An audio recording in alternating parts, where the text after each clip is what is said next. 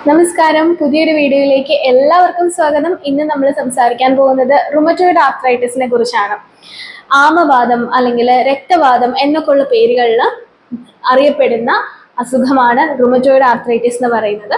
ക്ലിനിക്കിലേക്ക് വരുമ്പോൾ പല പേഷ്യൻസും പറയാറുണ്ട്, ഡോക്ടറെ ഞാൻ വർഷങ്ങളായിട്ട് ഒരു ആമവാദ രോഗിയാണ്, എനിക്ക് ഇത്ര ബുദ്ധിമുട്ടുകൾ ഉണ്ട് എന്ന് പറഞ്ഞിട്ടായിരിക്കും അവർ കാര്യങ്ങൾ സംസാരിച്ചു തുടങ്ങുക.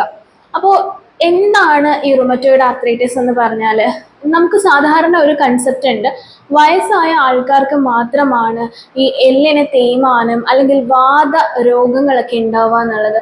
ഇത് തെറ്റിദ്ധാരണയാണ് കേട്ടോ. ചെറു പ്രായത്തിൽ തൊട്ട്, അതായത് കുഞ്ഞുങ്ങൾക്ക് മുതൽ റുമറ്റോയിഡ് ആർത്രൈറ്റിസ് ഉണ്ടാവാനുള്ള സാധ്യതയുണ്ട്. അത് പലപ്പോഴും കണ്ടുപിടിക്കപ്പെടാതെ പോകുന്നു എന്നുള്ളതാണ് ഒരു കാര്യം.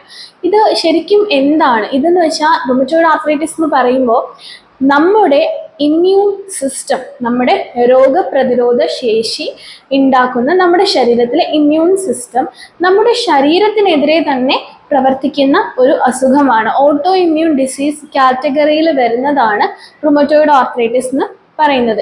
ഇത് ജോയിന്റുകൾക്കെതിരെ പ്രവർത്തിക്കുന്ന ആന്റിബോഡീസ് നമ്മുടെ ശരീരത്തിൽ കൂടിക്കൊണ്ടിരിക്കുന്ന ഒരു അവസ്ഥയാണ്. അപ്പോൾ അതുകൊണ്ട് തന്നെ ഇതിന് ട്രീറ്റ്മെന്റ്, ഒരു കംപ്ലീറ്റ് ക്യൂർ എന്ന് പറയുന്നത് സംശയമാണോ എന്ന് പലരിലും ഉണ്ടാവുന്ന ഒരു ഡൗട്ടാണ്. പക്ഷെ നമുക്ക് കറക്റ്റ് ആയിട്ടുള്ള രീതിയിൽ മരുന്നും അതുപോലെ തന്നെ നമ്മുടെ ജീവിത ശൈലിയിൽ ഉണ്ടാകേണ്ട ചില മാറ്റങ്ങളും ഒക്കെ കൊണ്ട് റുമറ്റോയിഡ് ആർത്രൈറ്റിസിനെ ക്യൂർ ചെയ്യാൻ പറ്റും എന്നുള്ളത് ഉറപ്പുള്ളൊരു കാര്യമാണ്. ഇനി എന്തൊക്കെയായിരിക്കും RAയുടെ സിംറ്റംസ് ആയിട്ട് കാണിക്കുക? RA പേഷ്യൻസിന് കൂടുതലായിട്ടും ചെറിയ ജോയിന്റുകളിലാണ് വേദനകളൊക്കെ കൂടുതലായും കാണപ്പെടാറുള്ളത്. പക്ഷെ അത് ചെറിയ നമ്മുടെ വിരലുകളിലൊക്കെ ആയിരിക്കും കൂടുതലായിട്ടും പെയിൻ വരാ. നമ്മുടെ റിസ്റ്റിന് പെയിൻ ഉണ്ടാവും, എൽബോ ജോയിന്റിന് പെയിൻ ഉണ്ടാവും.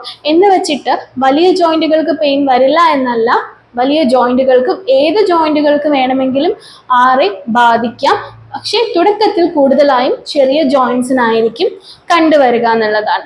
മെയിനായിട്ടും വേദനയും നീരും ഉണ്ടാവും.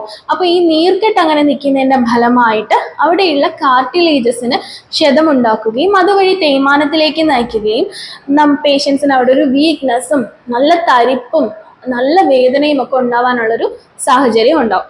മെയിനായിട്ടും രാവിലെ ഉറക്കം എഴുന്നേൽക്കുന്ന സമയത്താണ് ഏറ്റവും കൂടുതൽ ബുദ്ധിമുട്ട് അനുഭവിക്കുക.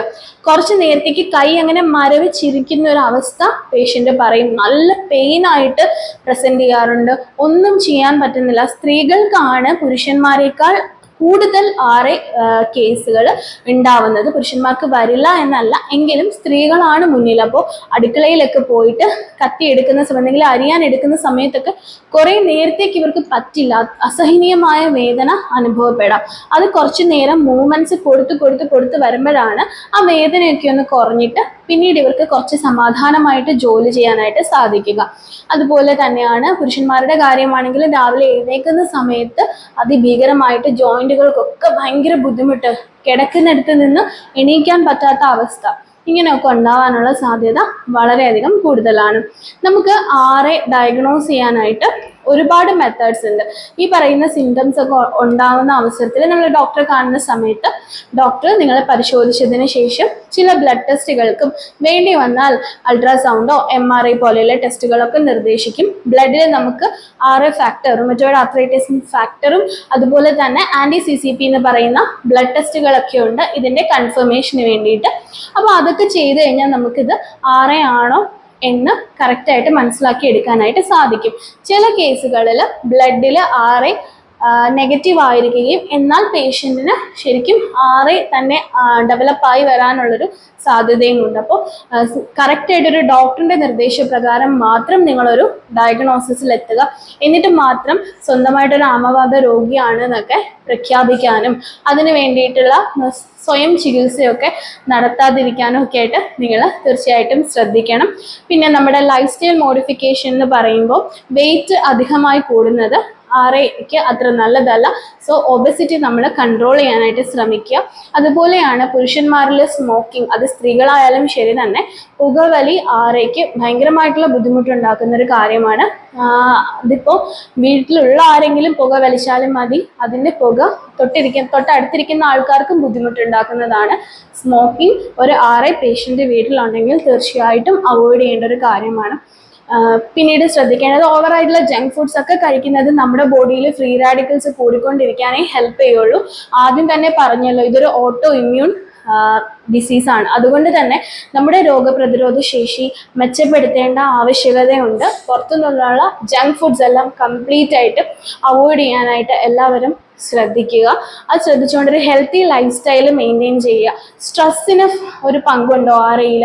തീർച്ചയായിട്ടും സ്ട്രെസ്സിന് പങ്കുണ്ട്. എന്ന് വെച്ചാൽ രാവിലെ എഴുന്നേൽക്കുമ്പോൾ തൊട്ട് ഈ ഒരു പെയിനും കാര്യങ്ങളും വരുമ്പോൾ തന്നെ പേഷ്യൻ്റ് മെൻ്റലി ഭയങ്കരമായിട്ട് ഡൗൺ ആവും, ഒന്നും ചെയ്യാൻ പറ്റില്ല എന്നൊരു അവസ്ഥയിലേക്ക് പോകും. അപ്പോൾ അതുകൊണ്ട് തന്നെ രാവിലെ നമ്മൾ എത്രത്തോളം പോസിറ്റീവായിട്ട് എഴുന്നേൽക്കുന്നോ അത്രത്തോളം ഉഷാറിൽ നമ്മൾ ഒരു ദിവസം ഹാൻഡിൽ ചെയ്യും. അപ്പോൾ രാവിലെ തന്നെ ഇത്രയും സിവിയർ ആയിട്ടുള്ള പെയിൻ വരുമ്പോഴത്തേക്കും നമ്മൾ ഒരുപാട് മെൻ്റലി ബാക്കിലേക്ക് പോകാനും അത് നമ്മുടെ അസുഖത്തെ കൂട്ടിക്കൊണ്ടുപോകാനോ കൂടുതലാക്കാനോ ഉള്ളൊരു സാഹചര്യമുണ്ട്. അതുകൊണ്ട് തന്നെ സ്ട്രെസ് അത് നന്നായിട്ട് കുറയ്ക്കുവാൻ വേണ്ടിയിട്ട് യോഗ പോലെയുള്ള കാര്യങ്ങളും ബ്രീത്തിങ് എക്സസൈസും അതുപോലെ കുറച്ച് നേരം അവനവന് വേണ്ടി സമയം സ്പെൻഡ് ചെയ്യാനും ഒക്കെ നമ്മൾ ശ്രദ്ധിക്കണം. ഒരു സെൽഫ് ലവ് എല്ലാവരുടെ ഉള്ളിലും ഉണ്ടാവട്ടെ. അത് നമ്മുടെ ഇമ്മ്യൂൺ മെക്കാനിസത്തിനെ തന്നെ എന്ത് ചെയ്യും, ബൂസ്റ്റപ്പ് ചെയ്യും.